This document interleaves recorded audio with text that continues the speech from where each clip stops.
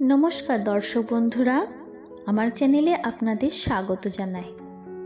আজকের ভিডিওটিতে আমি আপনাদের আমলকি একাদশীর ব্রতকথা ও ব্রতফল পাঠ করে শোনাব। দর্শক বন্ধুরা, আপনারা যে যেখান থেকে ভিডিও দেখছেন, আশা রাখছি সকলে ভালো আছেন ও ভগবানের কৃপায় সুস্থ আছেন। ভিডিওর প্রথমেই আমলকি একাদশীর সম্পূর্ণ সময়সূচি কি রয়েছে তা জেনে নেওয়া যাক। বাংলার 6ই চৈত্র 1430 এবং ইংরাজির 20শে মার্চ 2024 বুধবার স্মার্ত মতে এবং গোস্বামী মতে পালিত হবে আমলকি একাদশী। এই দিন শেষ রাত্রি 4:15 মধ্যে গোস্বামী মতে আমলকি ব্রত ও শ্রী শ্রী গোবিন্দার্চন একাদশী তিথি আরম্ভ হবে বাংলার 5ই চৈত্র 1430 ও ইংরেজির 19শে মার্চ 2024 মঙ্গলবার রাত্রি 3:07। একাদশী তিথি সমাপ্ত হবে পরের দিন বাংলার 6ই চৈত্র 1430 ও ইংরাজির 20শে মার্চ 2024 বুধবার শেষ রাত্রি 4:15। আর নিম্বাক সম্প্রদায়ের মতে পরদিন অর্থাৎ বাংলার 7ই চৈত্র ও ইংরাজির 21শে মার্চ বৃহস্পতিবার একাদশীর উপবাস পালিত হবে। তাহলে চলুন এবার বন্ধুরা আমরা আমলকি একাদশীর ব্রত ফল ও ব্রত কথা শ্রবণ করা যাক। যুধিষ্ঠির বললেন, হে কৃষ্ণ, মহাফলদাতা বিজয়া একাদশীর কথা শুনলাম। এখন ফাল্গুন মাসের শুক্লাপক্ষের একাদশী যে নামে বিখ্যাত, আমার কাছে তা বর্ণনা করুন। তখন ভগবান শ্রীকৃষ্ণ বললেন, হে মহাভাগ যুধিষ্ঠির, মান্ধাতার প্রশ্নের উত্তরে মহাত্মা বশিষ্ঠ এই একাদশীর মহিমা কীর্তন করেছিলেন। আপনার কাছে এখন আমি সেই কথাই বলছি, আপনি তা মন দিয়ে শ্রবণ করুন। এই একাদশীর নাম আমলকি। বিষ্ণুলোক প্রদানকারী হিসাবে এই একাদশী বিশেষভাবে মহিমান্বিত। একাদশীর দিন আমলকি বৃক্ষতলে রাত্রি জাগরণ করলে সহস্র গাভীদানের ফল লাভ হয়। হে পাণ্ডুনন্দন, পূর্বের ব্রহ্মার রাত্রিতে দৈনন্দিন প্রলয় উপস্থিত হলে স্থাবর জঙ্গম সহ দেবতা, অসুর ও রাক্ষস সব কিছুরই বিনাশ হয়। তখন ভগবান সেই কারণ সমুদ্রে অবস্থান করে। তারই মুখপদ্ম থেকে চন্দ্রবর্ণের এক বিন্দু জল ভূমিতে পড়ে। সেই জলবিন্দু থেকে একটি বিশাল আমলকি বৃক্ষের জন্ম হয়।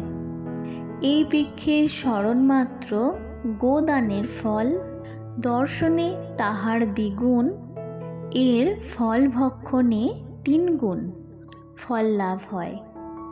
এই বৃক্ষে ব্রহ্মা, বিষ্ণু, মহেশ্বর সর্বদা বিরাজ করেন। এর প্রতি শাখা প্রশাখায় ঋষি, দেবতা ও প্রজাপতিগণ বাস করেন। এই বৃক্ষকে সমস্ত বৃক্ষের আদি বলা হয় এবং তা পরম বৈষ্ণব রূপেও বিখ্যাত। অতএব এই শ্রেষ্ঠ ব্রত সকলেরই পালনীয়। এখন এই বৃক্ষের একটি অদ্ভুত ইতিহাস আমি আপনার কাছে বর্ণনা করছি। প্রাচীনকালে বৈদিশ নামে এক প্রসিদ্ধ নগর ছিল। সেই নগরেই চৈত্ররথ নামে এক রাজা রাজত্ব করত। চন্দ্রবংশীয় পাশবিন্দুক রাজার পুত্ররূপে তিনি জন্মগ্রহণ করেন। তিনি অত্যন্ত শক্তিমান ও ঐশ্বর্যশালী ছিলেন। শাস্ত্রজ্ঞানেও তিনি ছিলেন সুনিপুণ। তার রাজ্যে সর্বত্রই মনোরম আনন্দপূর্বক এক দিব্য পরিবেশ লক্ষ্য করা যায়। প্রজারা ছিলেন বিষ্ণু ভক্তি পরায়ণ। সকলেই একাদশী ব্রত পালন করতেন। তার রাজ্যে কোনো অভাব অমঙ্গল ছিল না। এইভাবে প্রজাদের নিয়ে রাজা চৈত্ররথ সুখে দিন যাপন করতে থাকে। একসময় ফাল্গুনী শুক্লপক্ষের দ্বাদশী যুক্তা আমলকি একাদশী তিথি সমাগত হওয়ায় রাজ্যের সকলেই এই ব্রত পালনের সংকল্প করলেন। ওই দিন প্রাতঃস্নানের পর প্রজাদের নিয়ে রাজা ভগবান শ্রী বিষ্ণুর মন্দিরে যান। সেখানে সুবাসিত জলপূর্ণ কলস, ছত্র, বস্ত্র, পাদুকা, পঞ্চরত্ন ইত্যাদি সাজিয়ে স্থাপন করেন। তারপরে ধূপ দীপ দিয়ে যত্ন সহকারে মুনি ঋষিদের দ্বারা শ্রী পরশুরাম মূর্তি সমন্বিত আমলকি পূজা করেন। হে পরশুরাম, হে রেণুকার সুখবর্ধক, হে ধাত্রী, হে পাপ বিনাশিনী আমলকি, তোমাকে প্রণাম। আমার অর্ঘ্য জল গ্রহণ করো। এইভাবে দিনে যথাবিধি পূজা, স্তব, স্তুতি, নৃত্য, গীত ইত্যাদি করে রাজা ভক্তি ভরে সেই বিষ্ণু মন্দিরে রাত্রি জাগরণ করতে লাগলেন। একসময় দৈবযোগে এক ব্যাধ সেখানে এসে উপস্থিত হল। পূজার সামগ্রী সহ বহু ব্যক্তিকে একত্রে রাত্রি জাগরণ করতে দেখে সে কৌতূহলাক্রান্ত হল। ওই ব্যাধ ভাবল, এইসব কি ব্যাপার? বিষ্ণু মন্দিরে প্রবেশ করে সে বসে পড়ল। কলসের উপর স্থাপিত বিষ্ণু মূর্তি সে দর্শন করল। ভগবান বিষ্ণুর এবং একাদশীর মাহাত্ম্য সে মনোযোগ দিয়ে শুনল। সারাদিন ওই ব্যাধ কিছুই আহার করেনি। এইভাবেই ক্ষুধায় কাতর হয়ে সেখানেই রাত্রি জাগরণ করল। পরদিন প্রজাসহ রাজা নগরের দিকে যাত্রা করলেন, আর সেই ব্যাধও তার গৃহে ফিরে গেল। এরপর এক সময় ব্যাধের মৃত্যু ঘটল। একাদশীতে রাত্রি জাগরণ ব্রত প্রভাবে সেই ব্যাধ পরবর্তী জন্মে এক রাজ্যের অধীশ্বর রূপে নিযুক্ত হল। জয়ন্তী নামে এক নগরী ছিল। সেখানে বিদুরথ নামে এক রাজা বাস করতেন। ওই ব্যাধ বিদুরথ রাজার মহাবলী পুত্র রূপে জন্মগ্রহণ করলেন। তার নাম হল বসুরথ। 1,00,000 গ্রামের আধিপত্য তিনি লাভ করলেন। তিনি ছিলেন সূর্যের মতো তেজস্বী, চন্দ্রের মতো কান্তিমান ও পৃথিবীর মতো ক্ষমাশীল। বিভিন্ন সদ্গুণে ভূষিত বসুরথ পরম বিষ্ণু ভক্তি পরায়ণ হন।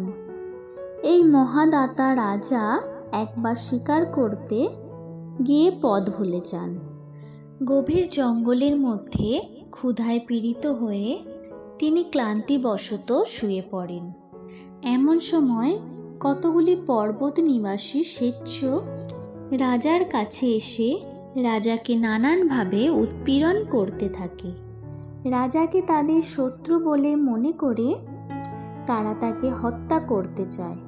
পূর্বে এই রাজা আমাদের পিতামাতা, পুত্র পৌত্র সবাইকে মেরেছে, আমাদের গৃহ ছাড়া করেছে। এই রকম কথা বলতে বলতে ম্লেচ্ছরা রাজাকে হত্যা করতে উদ্যত হয়।